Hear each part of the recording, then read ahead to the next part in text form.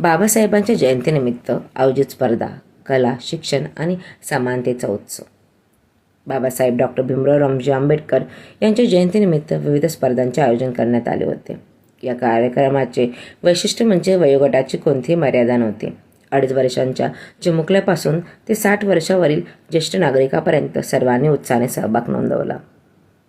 स्पर्धांचे स्वरूप विचारले तर चित्रकला, नृत्य, वक्तृत्व, गायन अशा विविध माध्यमातून प्रत्येकाने आपली कला आणि गुण सादर केले.